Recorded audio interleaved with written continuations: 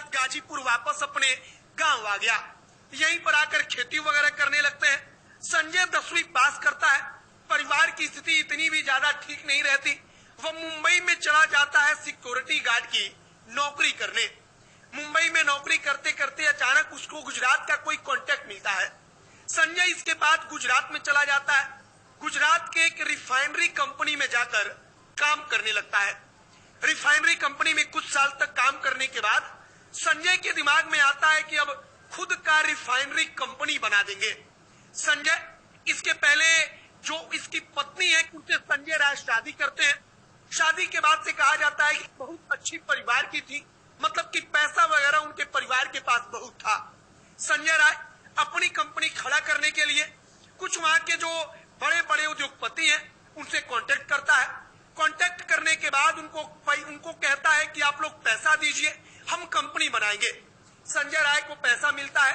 संजय वहां पर कंपनी खड़ा करता है और गुजरात में एक पूरी की पूरी कंपनी बनाता है। अब उस कंपनी का नाम होता है Kandla energy and chemical limited. अब यहीं से कहानी शुरू होती है। इसके बाद से अरबपति बनने का साम्राज्य खड़ा होने लगता है।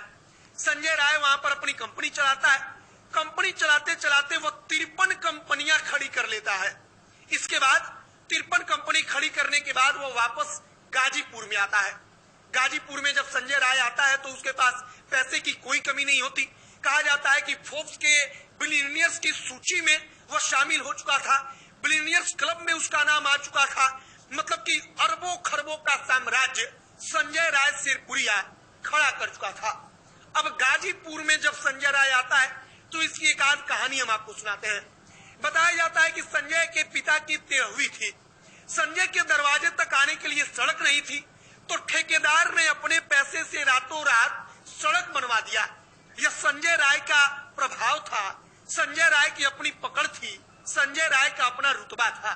कहा जाता है कि मात्र 2 साल में ही गाजीपुर में आने के बाद राज्य के उप मुख्यमंत्री से लेकर सचिवालय तक संजय राय बेधड़क कहीं आता था, कहीं भी चला जाता था। संजय राय की अब तमाम तस्वीरों को देखिए। इस तस्वीर में महेंद्र सिंह धोनी है संजय राय शेरपुरिया के साथ। इधर बगल में देखिए तो उत्तर प्रदेश के उप मुख्यमंत्री ब्रजेश पाठक है संजय राय के साथ। इधर जब संजय राय की गिरफ्तारी की खबर आती है तब एसबीआई बैंक, जिससे संजय राय ने 1200 करोड़ का लोन लिया था, उसने एक नया नोटिस जारी किया। एसबीआई बैंक ने कहा कि अब हमको 350 करोड़ रुपए से ज्यादा की वसूली करनी है और इसके लिए नोटिस जारी कर दिया। इधर 1200 करोड़ रुपए का जो लोन लिया गया था उस मामले में एसबीआई ने पहले से डिफॉल्टर घोषित कर रखा है। फिलहाल संजय राय की कहानी बड़ी चर्चा में है। बताया जाता है कि संजय राय ने जब पुलिस से पूछताछ हुई तब बताया कि 53 अलग अलग जो कंपनियां हैं उनमें 52 कंपनियां फर्जी हैं। 52 कंपनियां असल में कहीं है ही नहीं, बल्कि एकमात्र कंपनी है जो गुजरात में है, जिसका नाम हमने आपको बताया Kandla energy and chemical limited. बल्कि 52 कंपनियां फर्जी हैं और इन 52 कंपनियों के माध्यम से अरबों का साम्राज्य खड़ा किया गया। अब इसके बाद एक और कहानी सुनिए कि संजय राय दिल्ली में एक बंगले पर कब्जा कर लेता है।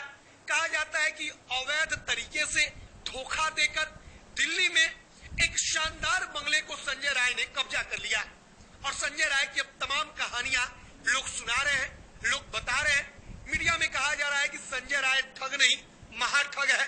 तमाम प्रकार की कहानियां चल रही हैं और आप सोचिए कि एक आदमी जो 10वीं पास करके सिक्योरिटी गार्ड की नौकरी करने मुंबई जाता है, वह आदमी सिक्योरिटी गार्ड की नौकरी करते करते 53 कंपनियों का मालिक बन जाता है और बाद में पता चलता है कि 53 में से 52 कंपनियां नकली हैं, एकमात्र कंपनी असली है। और उस आदमी के अरबों के साम्राज्य को देखकर पूरी की पूरी पुलिस हैरान हो जाती है। पापा के साथ गाजीपुर वापस अपने गांव आ गया। यहीं पर आकर खेती वगैरह करने लगते हैं।